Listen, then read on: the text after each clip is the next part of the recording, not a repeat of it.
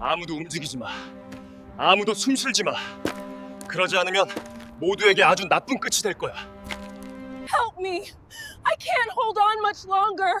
Please help!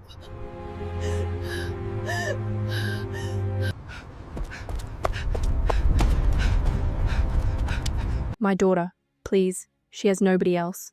Please don't let me fall. Her fingers were already slipping, both hands clawing at the concrete ledge. 42 floors of open soul night beneath her feet. The wind savage, relentless. Her arms shaking, her wrists bleeding where the rope had cut through. And the men above her were just watching. Please. The word tore out raw, broken, completely undone. Please, I have a daughter. She needs me. Please. The man crouched at the ledge, tilted his head, studied her fingers the way someone studies a clock that is almost out of time. Kang Joon-ho should have thought about that before he made enemies he couldn't pay back. Her left hand slipped. She gasped. A sound so small and so terrified it cut clean through the wind. Eyes squeezed shut. One hand now. Everything in her arms burning. 42 floors of open soul night waiting beneath her feet. The rooftop door came off its frame entirely. Not opened. Destroyed. And Kang Joon-ho walked through the wreckage like the building had simply decided to move out of his way. His eyes swept the rooftop once. 1 single second. Found the ledge. Found her fingers. And his face broke open in a way that the entirety of Seoul's underworld had never once witnessed. He was already running before the breath left his body. Both knees hit the concrete at the ledge hard. No hesitation, no calculation, just impact. And both hands grabbed her wrist the exact moment her last hand gave way completely. Her full weight dropped against him. The force slammed his chest into the ledge. The city yawned open 42 floors below them both. Linda looked up at him from the open sky. Tears streaming, terror in every line of her face. And underneath all of it, underneath the fear and the pain and 3 years of silence between them, something that looked exactly like the relief of a person who had never fully stopped believing someone would. Come. I've got you. His voice came out cracked, raw, stripped of every layer of the man's soul feared. Look at me. Not down. Look at me. I've got you. Joon-ho, I've got you. Firmer, like a promise being nailed into concrete. I am not letting go. He pulled, every muscle in his arms and shoulders locked and screaming, his jaw set hard enough to crack, pulling her up inch by agonizing inch against gravity and wind, and 3 years of everything that should have kept him away from this rooftop. The gun pressed against the back of his skull. Click. Everything stopped.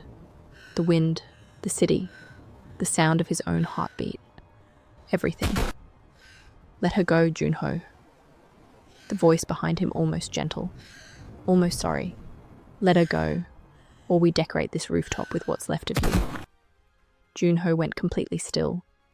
Linda's eyes, now level with the ledge, now inches from his face, filled with a terror that had nothing to do with the drop anymore. Joon-ho, let me go, please. Just let me... Stop talking. His eyes never left hers. The gun against his skull. Nothing. The wind. Nothing. The 42 floors below. Nothing. Just her face. Only ever her face. Let her go. He exhaled once. Slow. Controlled. You have 3 seconds to take that gun off my head. Silence. 3. Linda stopped breathing. 2. The man's laugh cracked at the edges. Uncertain now. The laugh of someone suddenly unsure of the ground beneath them. 1. A gunshot split the soul night sky wide open. Then, silence. Then, black. Wherever you are watching this right now, drop your city in the comments.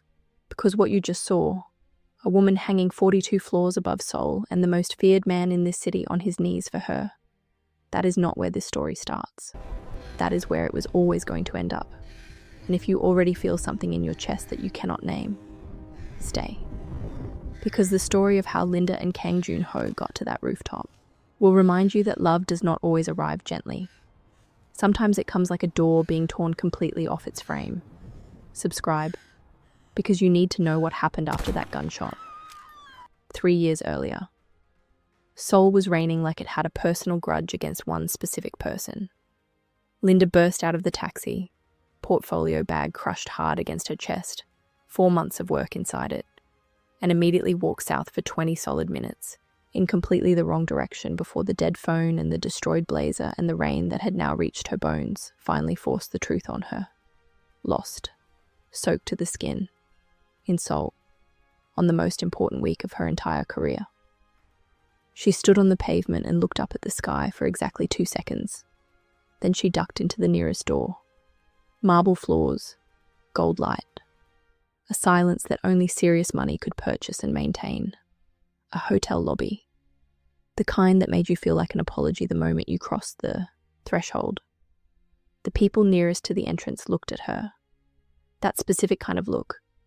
The one that communicates an entire social hierarchy without using a single word. Linda felt every one of them. She lifted her chin, squared her shoulders, walked to the nearest chair like she had personally commissioned it, sat down and stared at her dead phone with the focus of someone receiving urgent intelligence. You look like you're pretending very hard. Low, quiet. A Korean accent wrapped around perfect English like a hand around something sharp. She turned, and the lobby tilted sideways. Dark suit, no tie, late 20s. A streak of silver cutting clean and deliberate through his dark hair. The tattoos on the back of his hand visible where his sleeve had shifted slightly. Eyes that were simultaneously the coldest and most attentive she had ever encountered. The kind of eyes that charged a price for their attention and made you feel everyone was worth it. Dangerously handsome did not cover it. He was looking at her like she was the only thing in that entire lobby worth looking at. Like everything else, the marble, the gold light, the staff moving quietly around them, was background noise and she was the only sound. Your phone. He nodded at her hand. Dead. You've been staring at it for 4 minutes. You've been watching me for 4 minutes. The corner of his mouth moved. Not quite a smile. The architecture of one. You walked in looking like the rain had personally offended you. It was difficult not to notice. Linda stared at him. Then, despite everything, despite the blazer and the dead phone and the 20 wrong minutes and the rain still dripping from her sleeves onto the marble, she laughed. One completely unguarded, completely real laugh that she immediately wanted to take back. His almost smile deepened into something that changed his entire face. I'm lost, she said. Simply. Deciding dignity was overrated when you were this wet. I need to be at a restaurant and I genuinely have no idea where I am. Which restaurant? She told him. One quiet beat. 4 blocks north. You walk south. Of course I did. I'll take you. You really don't. I know. Those eyes holding hers. Steady. Completely unhurried. Like a man who had nowhere else to be and had just decided that this was where he wanted to spend the next 20 minutes. I want to. She should have said no. She looked at him for 1 more second. She said yes. His name was Kang Joon-ho. She had no idea what that name meant in this city. Did not notice the way the entire lobby quietly recalibrated itself when he stood. How the staff moved with a different quality of attention. How the 2 men in dark suits positioned near the far wall had been tracking his every movement since he arrived, and now tracked their exit with careful eyes. She just knew his umbrella was black and large enough for 2 people and that he held it consistently more over her side than his own without once making it into a gesture or a point. She knew 4 blocks felt like 4 minutes.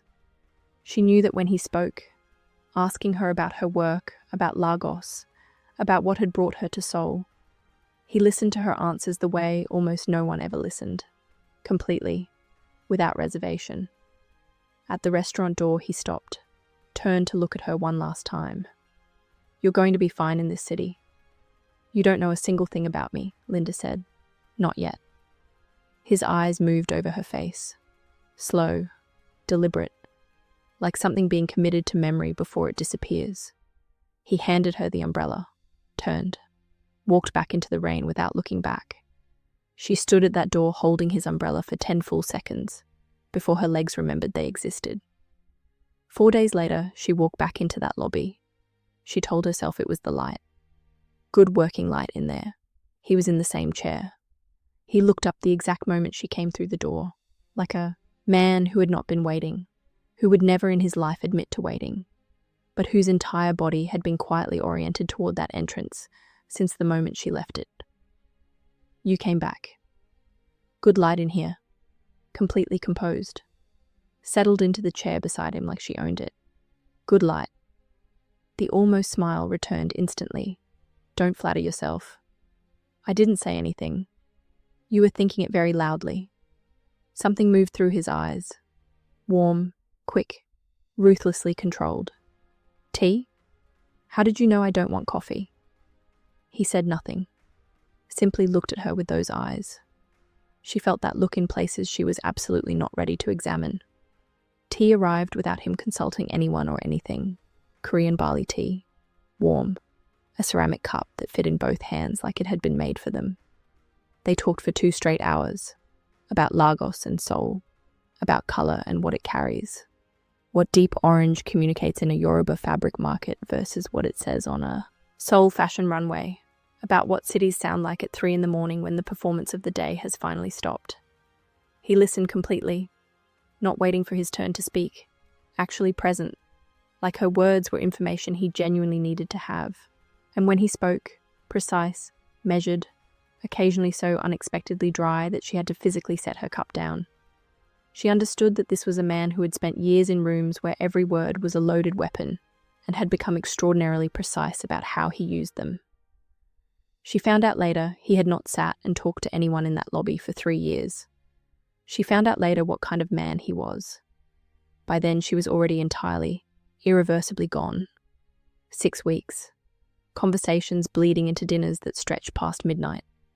Dinners bleeding into walks through Insadong. His hand finding hers somewhere between the paper lanterns and the old bookshops. Neither of them commenting on it. Neither of them letting go. Walks bleeding into long silences on the Han River Bridge, with the whole city blazing below them and the distance between their shoulders becoming less. And then nothing. 6 weeks before the night in his apartment. Floor-to-ceiling glass. Seoul 40 floors below like a city made entirely of light. She was laughing, fully, her whole face in it, and turned to find him watching her with an expression that knocked the laugh clean out of her chest. Unguarded. Almost pained.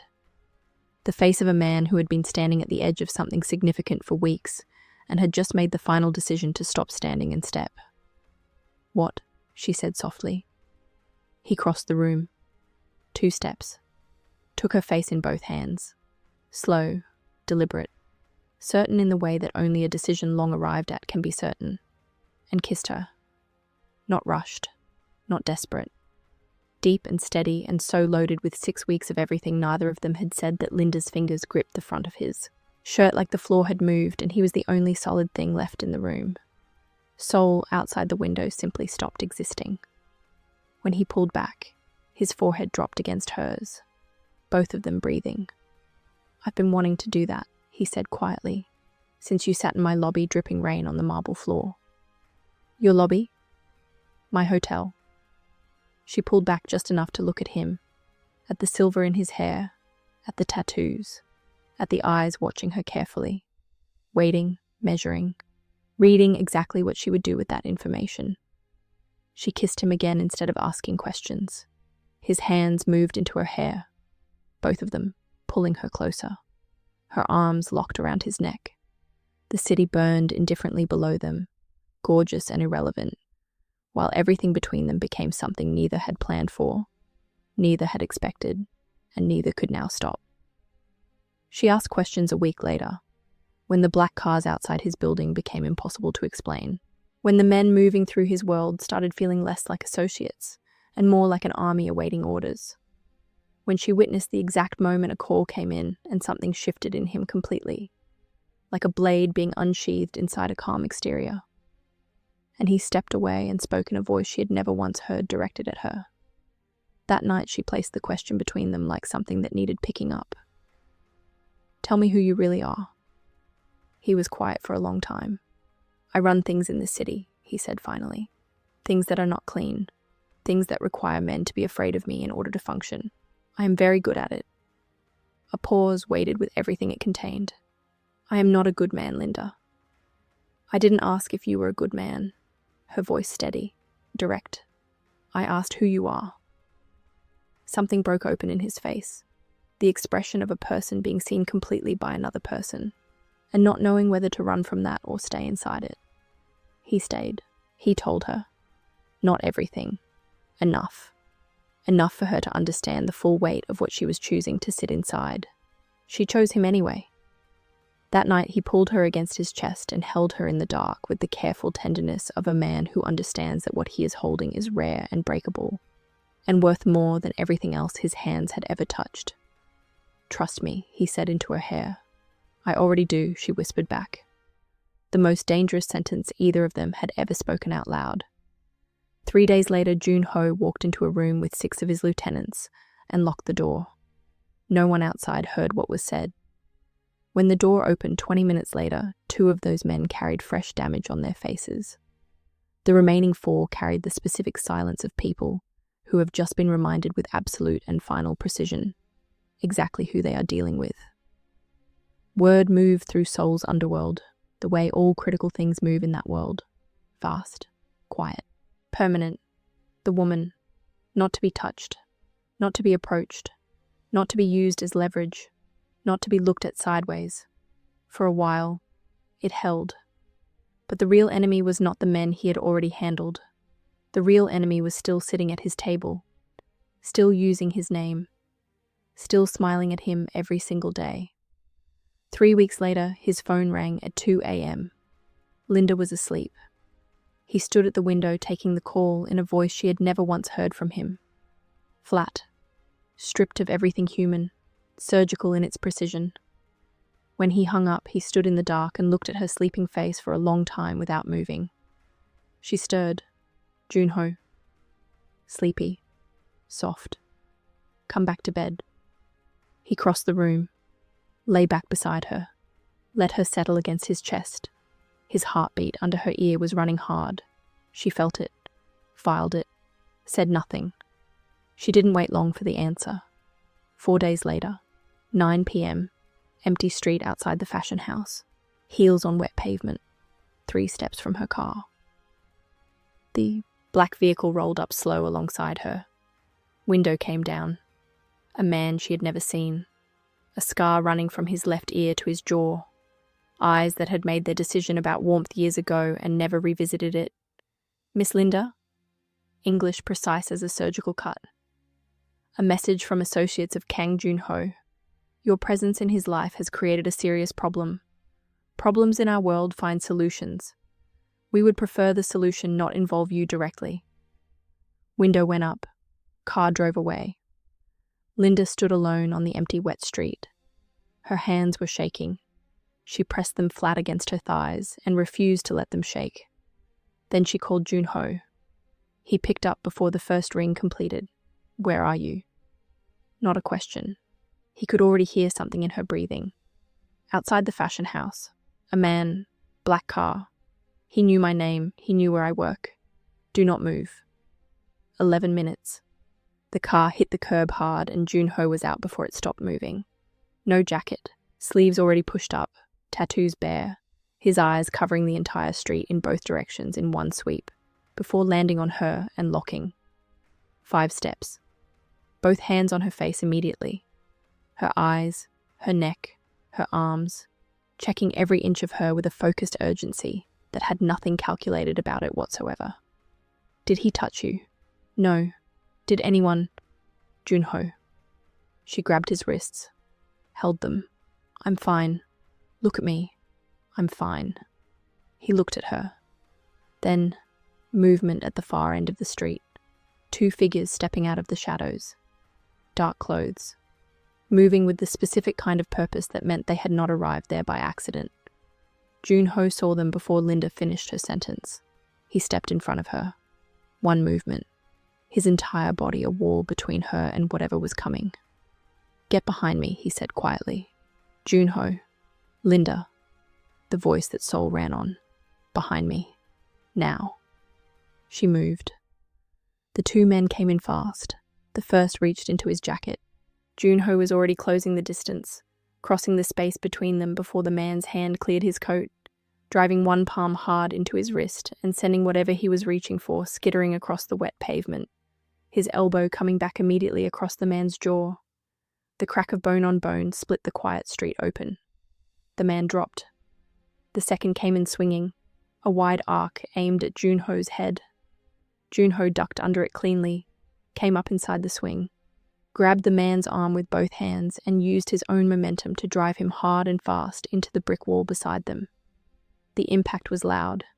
The man slid down the wall and stayed down. 6 seconds. Both of them on the pavement. Joon-ho straightened, rolled his shoulder, turned back to Linda. She was against the wall behind him, eyes wide, chest rising and falling hard, looking at him with the particular expression of someone who has understood something intellectually for months and just witnessed it with their own eyes for the first time. "Are you hurt?" Her voice smaller than usual. "No. Your hands, Linda." He crossed to her in 3 steps. His hands found her face. Completely different now, completely gentle. The fight gone from his energy as instantly as it had arrived, replaced by something that had absolutely no business existing in a man built the way he was built. Something raw and open, and quietly desperate. "I'm fine. I need you to be fine." She looked up at him. Her hands came up slowly and gripped the front of his shirt, and she kissed him. Right there, against that wall, on that empty soul street with 2 unconscious men on the wet pavement behind them, and the city humming its indifferent song all around them. She kissed him with everything she had, and everything she was afraid of losing, deep and urgent and saying everything neither of them had found words for yet.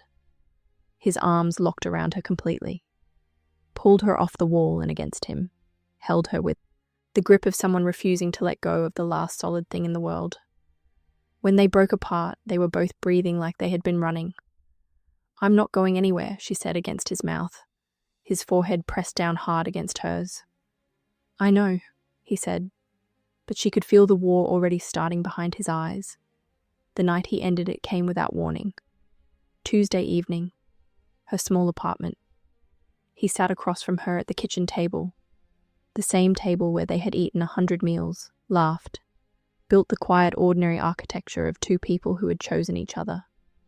He sat down, and Linda knew before he opened his mouth. She knew it from the way he came through the door, not the stillness of composure, but the stillness of a man carrying a decision that had already cost everything to make, and had not finished costing yet. "Don't," she said immediately. "Linda, whatever you are about to say, they will kill you. Stripped bare, no performance, no control. Just the truth laid on the table between them like a wound. Not threaten you, not warn you, kill you, to destroy me. And I cannot." His voice fractured on the last word. Just slightly. Just enough for her to hear the thing underneath it. "I cannot let that happen to you." The kitchen held the silence carefully. "So you throw me away," she said. Her voice barely moved the air between them. "I keep you alive. By making me feel like I meant nothing." He said nothing.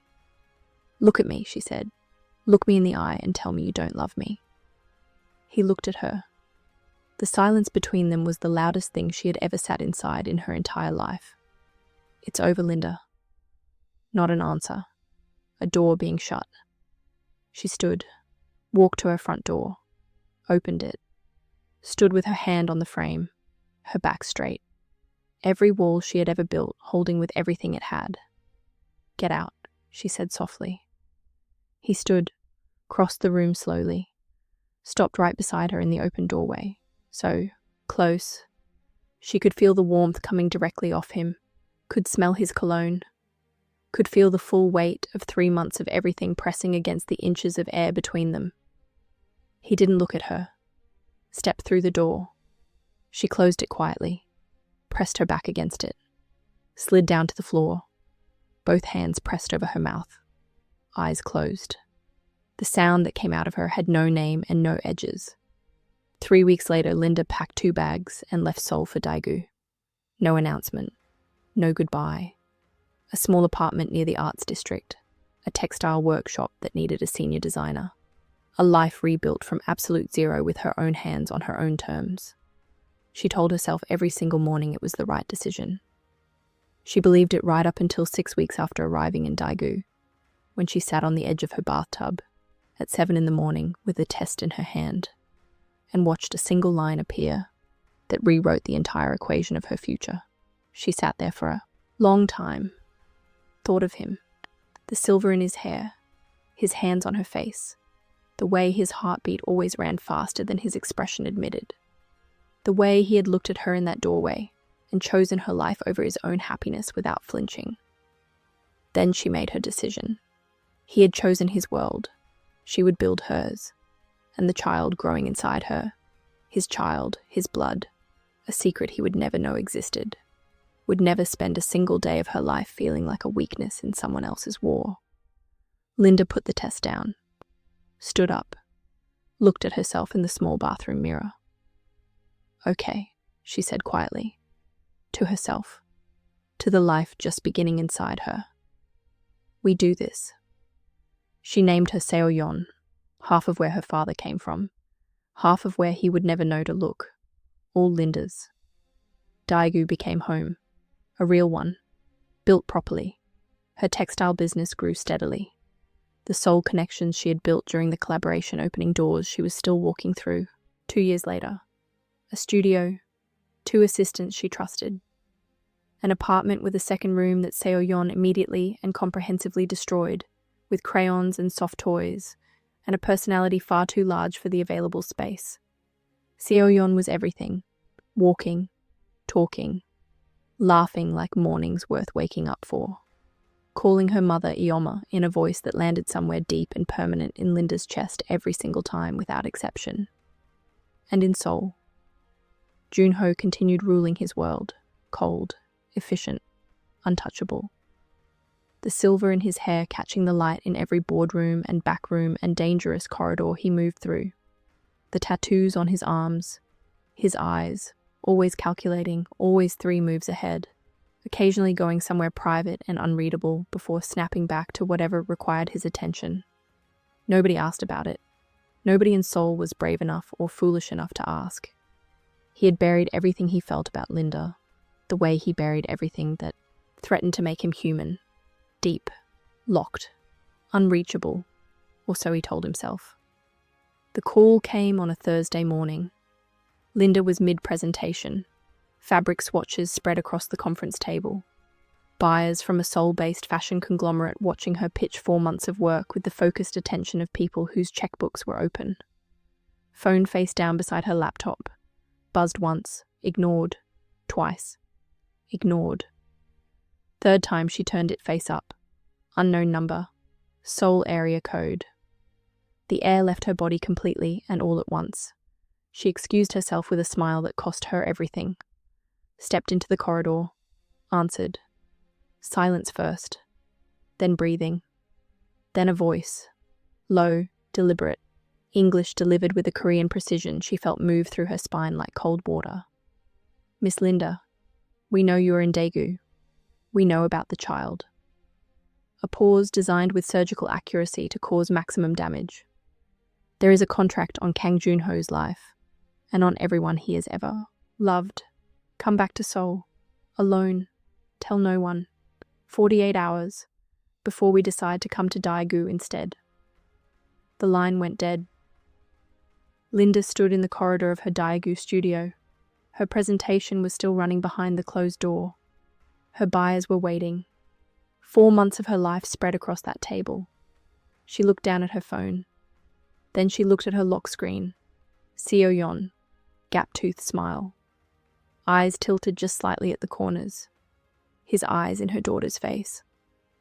Looking back at her from the screen like a question she had been answering every single day for 2 years. Linda closed her eyes. 5 seconds. Opened them. Went back into the room. Finished the presentation. Sold every single piece of the collection without letting one tremor into her voice. Smiled until the last buyer walked out the door. called her neighbor, Mrs. Park, asked her to watch Seo-yeon for a few days, did not explain why, packed one bag, and drove back to Seoul.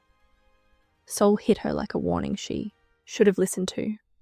The skyline appeared through the windscreen as she crested the highway, steel and glass and cold light stretching to the horizon, and Linda's hands tightened on the wheel without her deciding to. 2 years since she had seen that skyline. 2 years since she had left it behind with 2 bags and a broken heart and a secret she had promised herself she would carry alone forever.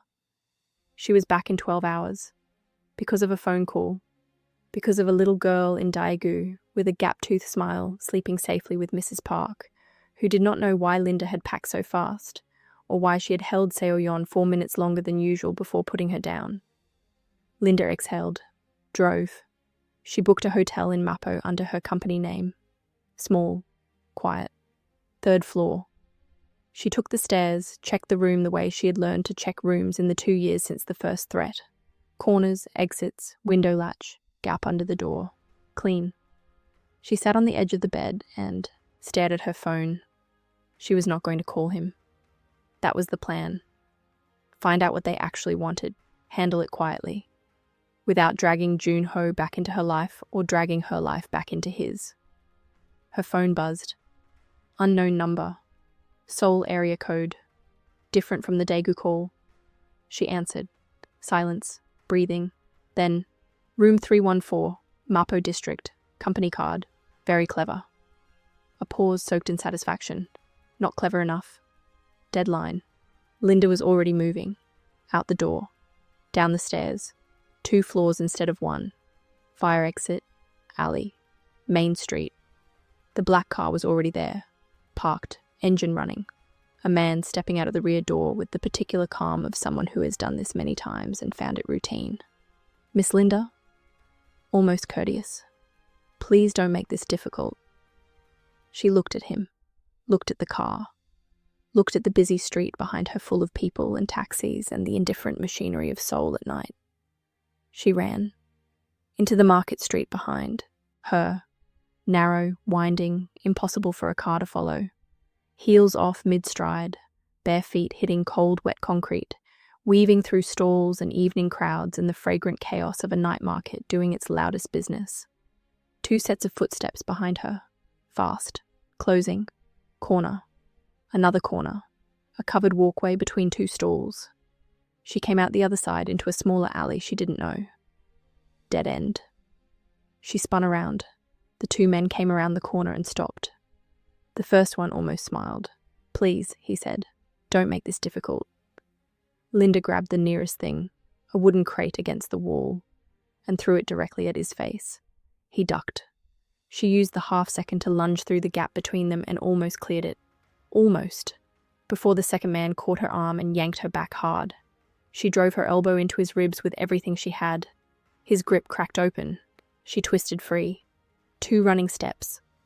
The man at the alley entrance flew, sideways. She didn't see it happen. 1 second he was standing. The next he was against the wall with Kang Joon-ho's forearm across his throat and his feet 6 inches off the ground. The man holding Linda froze. Joon-ho looked at him over the shoulder of the man he was pinning. His eyes in the dim alley light were not angry. Not heated. Something worse than both. Completely, utterly, dangerously calm. Let her go, he said. Now, or I finish this with just one of you. The man let her go. Joon-ho dropped the first man, turned to the second in one movement, grabbed his collar, 1 short, precise strike, and lowered him to the ground with a controlled force that somehow made it more frightening than if he had been reckless about it. He straightened, rolled his sleeves down once, turned to Linda. She was standing barefoot in a Seoul alley holding her heels, breathing hard, staring at him with 3 years of everything compressed into one expression. He looked at her. Something moved. Across his face, fast, uncontrolled, immediately locked back down. You're barefoot, he said. You're following me, she said. You came back to Seoul. His voice careful. Without protection, without telling anyone, into something you don't fully understand. He crossed to her slowly. Stopped 2 feet away. close enough that she could see the details of him, the silver in his hair, the slight shadow under his eyes, the tension in his jaw that had clearly been building for longer than tonight. Did you think I wouldn't know? How did you? I have eyes everywhere in this city. A pause. The moment you crossed the city limits, I knew. She stared at him. You've been watching me. Watching over you. The distinction placed quietly between them. There is a difference. The alley sat silent around them. 2 years. A life built in Daegu on the premise that this man was behind her. And he was standing 2 feet away in a Seoul alley looking at her like the last 2 years had been something to survive until this exact moment. We need to move, he said. Right now. He drove. She sat in the passenger seat barefoot with her heels in her lap and Seoul moving past the windows. Neither of them spoke for 4 minutes. She broke first. Who called me in Daegu? I don't know yet. They knew things they shouldn't know. Someone in my inner circle has been leaking information for months. His eyes on the road. I have been trying to identify them. Whoever called you is connected to that person. They are using you to get to me. It's working, Linda said flatly. His jaw tightened. I know. So what happens now? I handle it. You said that 3 years ago. The car went very quiet. I know, he said. And this time the weight of it was different. The safe house was in Shyongdong. Clean. Minimal. A window showing the street in both directions. She sat across from him, arms crossed. Tell me everything, she said, not the managed version. He talked. The contract. Placed 8 weeks ago on targets connected to him. The leak. Someone with deep access, inner circle level. 3 months of trying to identify the source while keeping everything contained. And then her name appearing in intercepted communications. Her name. And a location. Daegu. They knew where I was for 6 weeks, Linda said, at least. And you didn't warn me. Silence. Joon-ho. I was trying to find the source before. You didn't warn me. Not heated, just truth requiring acknowledgement. He looked at the floor. No, he said, I didn't, and I... His mouth closed, then opened. I'm sorry. That was wrong. She had prepared herself for a dozen responses. Not that one.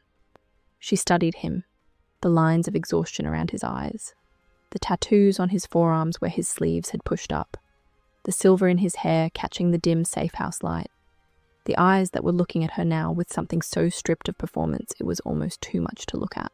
Directly. I'm hungry, she said. He blinked. The tension in the room shifted, just slightly, into something that had a memory attached to it. I'll find something, he said. Ramyeon. From the back of the kitchen cabinet. He made it without asking. Set it on the low table between them. She ate without ceremony. He watched her for a moment, that way he used to watch her, like something he was allowing himself without fully admitting to. Then picked up his own chopsticks. They ate in silence. And then, Linda said, without planning to, without deciding to, the words simply arriving and leaving her mouth. She's 2. Joon-ho looked up. My daughter, Linda said quietly, looking at her bowl. She turned 2 in November.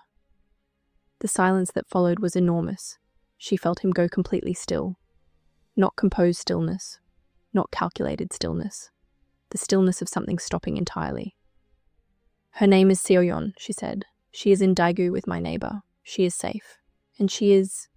Her voice softened on the last word despite everything. She is everything. She looked up at him. I am telling you this because whoever called me mentioned her. They know she exists. And I need you to understand what that means. What I will do to keep her safe. His eyes had not moved from her face. She watched him do the calculation. Watched the exact moment the number landed. Watched what it did to him. Linda. His voice came out completely destroyed. One word. Her name. Carrying everything. Is she? Yes, she said simply. The word landed in the room like something dropped from a height. Joon-ho sat back. Both hands came up and covered his mouth. And Kang Joon-ho, the man that Seoul's most dangerous people were afraid to look at directly, looked like someone had reached into his chest and rearranged everything inside it with bare hands. "You should have told me," he said, barely audible. "You chose your world over me," she said, not cruelty, just the truth that had been waiting 3 years to be said. "I was not going to hand you a child to choose over next." His hands came down from his face. His eyes, wet at the edges in a way that no one in this city would have believed, found hers across the table. "Linda." His phone detonated with 3 rapid vibrations. He grabbed it, read the screen, and in 1 second, one terrifying second, the man who had just cracked completely open became the man who ran this city. The switch so absolute and so instant, it was almost frightening to witness from this close. "They found this location," he said, already on his feet. 2 minutes. Move." They came through the front door and the window at the same time. 4 men, coordinated, professional.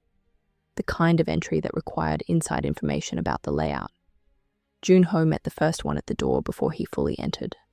Drove the door itself back into the man's face, the impact sending him into the second man behind him. Both of them tangled. The window exploded inward. A man came through the glass in a roll, trained, fast, on his feet in under 2 seconds. He found Linda immediately. Joon-ho was already crossing the room, 4 steps, closing the distance before the man took 1 step toward her, and hit him with a combination so fast and so precise, it looked like language. A language that only ended one way. The man went down and didn't get back up. The 2 from the doorway were on their feet again. The first came in with something in his hand. Joon-ho blocked the swing on his forearm, drove his knee hard into the man's midsection, brought his elbow down across the back of his neck as he folded. The man crumpled. The 4th came from behind. Linda saw it. She grabbed the ceramic bowl, still warm from the ramyun, and threw it with everything she had at the man's head. It connected hard. He stumbled, lost a step. Joon-ho used the step. He spun, caught the man's arm, locked it up and back, until the sound it made had no ambiguity about it, and put him on the floor with a controlled precision that was somehow more frightening than rage would have been. 4 men, all down. Joon-ho stood in the middle of it, breathing hard, a cut above his eyebrow bleeding slowly, his shirt torn. He turned to Linda, against the wall, eyes wide, chest heaving. "Are you hurt?" he said. "No." She looked at the 4 men on the floor, looked at him. "Are you?" He touched the cut above his eye, looked at his fingers. "No." "Your eyebrow disagrees." Something broke across his face, completely unexpected in that destroyed room. Something almost like a laugh, gone before it fully arrived. He crossed to her, both hands on her face, the gesture so instinctive, so deeply set into whatever he was, that 3 years had not touched it. He turned her face left, then right, checking every inch carefully, his thumb moving once across her cheekbone in a motion that had nothing to do with injury, assessment. She looked up at him, his hands stilled. The room with its broken glass and its 4 unconscious men, and the wind coming through the shattered window ceased to exist entirely. "We have to go," she said softly. "I know," he said. Neither of them moved. She reached up, covered his hands with hers where they held her face, pressed them there for 1 second, just one, like confirming that something real still existed. Then stepped back. "Go," she said. He went. The second safe house was in Yongsan. He made calls on the drive, short, clipped, Korean, each one ending in that quiet final note that meant something had just been permanently decided about someone. "You know who it is," she said, not a question. He was quiet for a long moment. "I have a name," he said, "Park Sung-jin." She went still. 8 years, he said. My right hand for 8 years. He knew everything, every location, every name. A pause. "He knew about you. 3 years ago, he was one of the men who told me you were a liability." His knuckles tightened on the wheel. "He was the one who convinced me that ending it was the only way to keep you safe." Linda looked at him, the full shape of it arriving slowly, like a building being revealed as the fog lifts. He told you to push me away, she said. Yes. To protect me. Yes. And instead, he was removing you because you were the one thing that made me something other than what he needed me to be. The words came out with the quiet of a man who has been sitting inside a betrayal and has only just found its true dimensions. He needed me cold, unreachable, completely controlled. You made me. He stopped. Human, Linda said. He looked at her. You made me human, he said. And he could not use a human. The city moved past them in the dark. I am going to end this tonight, he said. I need you somewhere safe while I do. Joon-ho. Linda. He looked at her briefly, the cut above his eye still bleeding, the silver in his hair, the tattoos, the eyes carrying everything the last 2 hours had added to everything the last 3 years had already built. Please. That word. In that voice. She nodded. He lifted one hand from the wheel, pressed his thumb once against her cheekbone, brief, deliberate, a whole conversation in one touch. Then put his hand back on the wheel and called Choi. Choi arrived in 9 minutes. Sharp eyes, no wasted movement. She looked at Linda once, 2 seconds, complete assessment, and said, car, now, with the authority of someone never disobeyed. Linda opened the door, stopped, turned back. Joon-ho was already out of the car, standing on the pavement, looking at her across the roof with the Seoul night behind him, and the cut above his eye, and everything he had just learned about his own life written in his face. Come back, she said. His eyes held hers. I will, he said. She got into Choi's car, watched him in the wing mirror, standing on that pavement, the silver, streak, the tattoos, his eyes on the car until it turned the corner and the mirror showed nothing but street. She turned forward, put her hand flat on her sternum, breathed. Choi's safe house was on the 9th floor in Gangnam, clean, secure. Linda sat by the window and looked at Seoul below and pulled up Seo-yeon's photo on her phone and held it. She is safe, Choi said from across the room. Security is already in Daegu. Mrs. Park has been contacted. Linda looked at her. When did he... Before he called me, Choi said simply. Before anything else. The child was his first call. Linda turned back to the window. The first call. Before the safe house. Before the drive. Before any decision about himself. The moment the word yes had landed in that room and he had understood what it meant, he had already picked up the phone. She pressed her fingers over her mouth. Outside, Seoul blazed on. 42 floors of city light and cold air, and somewhere inside it Joon-ho walking toward the man who had stolen 3 years from both of them. 1 hour passed. Then, a message. Unknown number. But she knew the hands that sent it. It's done. Stay where you are. I'm coming. She exhaled for what felt like the first time in hours. Choi looked up from across the room. Read Linda's face. Said nothing. 12 minutes later the door opened. Joon-ho, shirt destroyed, a cut across his jaw matching the one above his eye. Knuckles split on both hands. The silver in his hair. The tattoos bare on his arms. Looking like a man who had just walked through fire and was still standing not because the fire wasn't hot enough, but because he had decided not to fall. He looked at her. She crossed the room.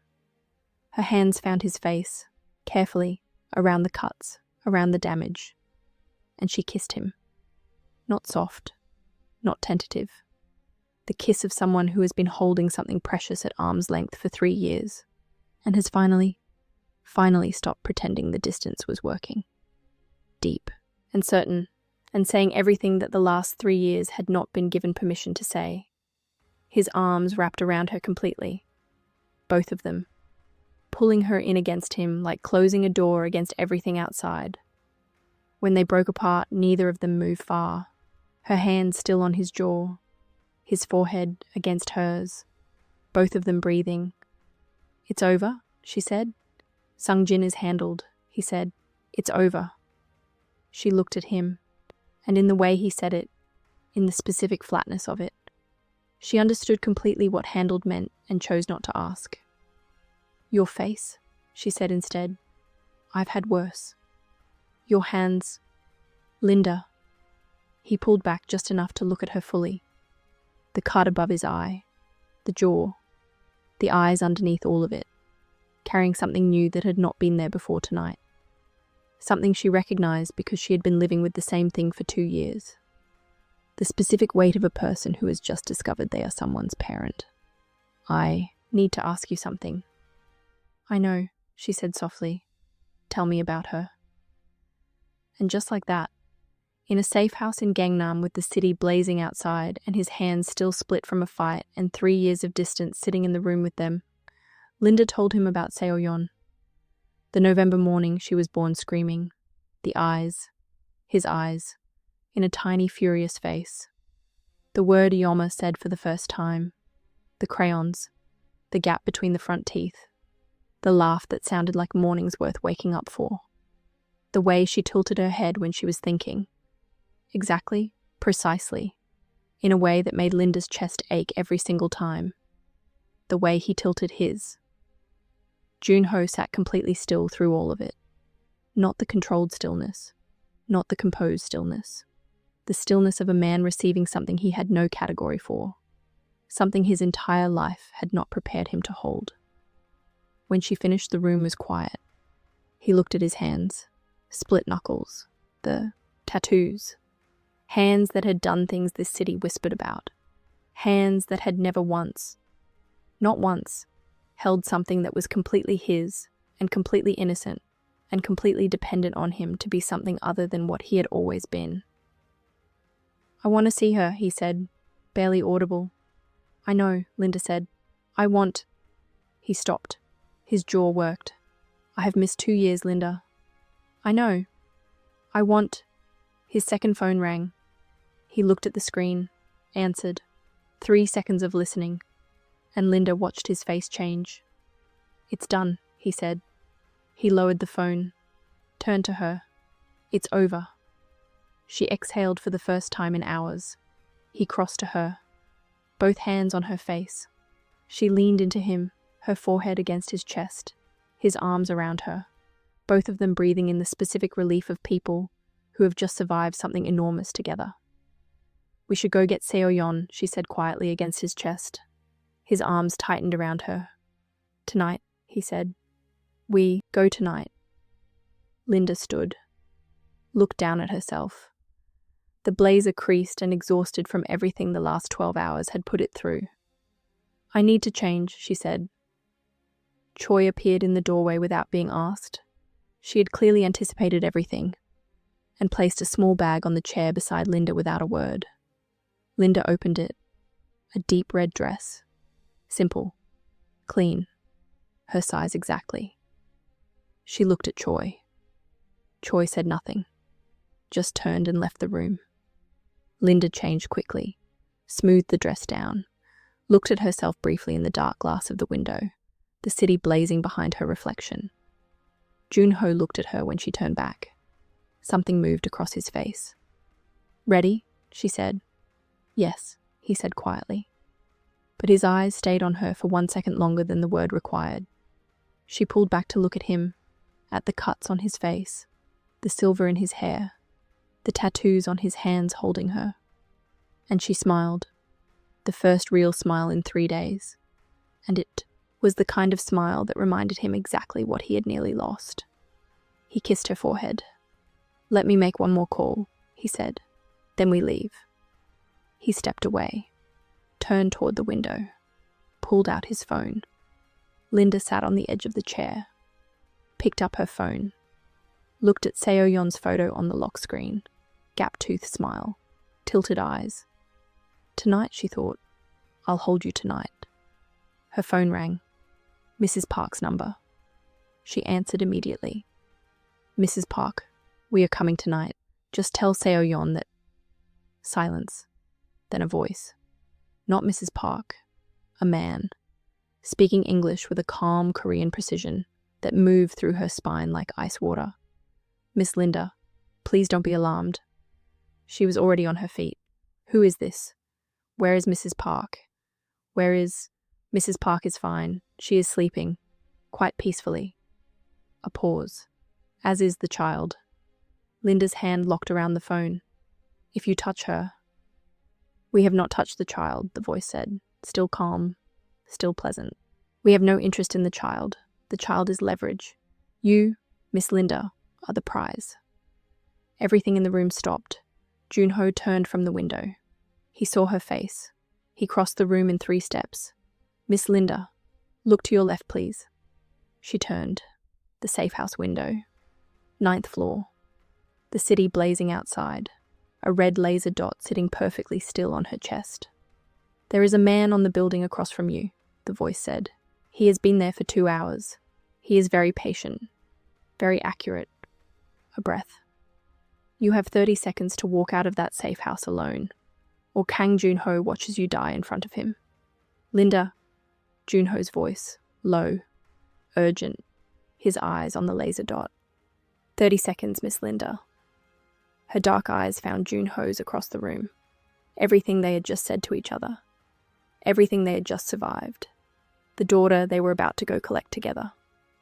All of it sitting in the space between them in one look. Don't, he said, his voice cracking completely. Don't you dare. 20 seconds. Linda looked at him. Take care of Seo-yeon, she said softly. Linda. She walked out the door. 3 minutes later, Joon-ho's phone rang.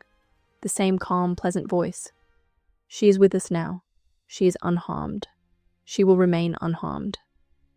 A pause waited with everything. You have 7 days, Kang Joon-ho. Walk away from everything. Dissolve the empire. Sign over every asset, every operation, every territory, or we return her to you in pieces. A breath. You know where to find us when you are ready to surrender. The line went dead. Joon-ho stood in the empty safe house. The laser dot gone from the window. The chair where Linda had been sitting 30 seconds ago still warm. His phone in his hand. His split-knuckled, tattooed hands shaking for the first time in 10 years. He looked at the window, at the city blazing outside.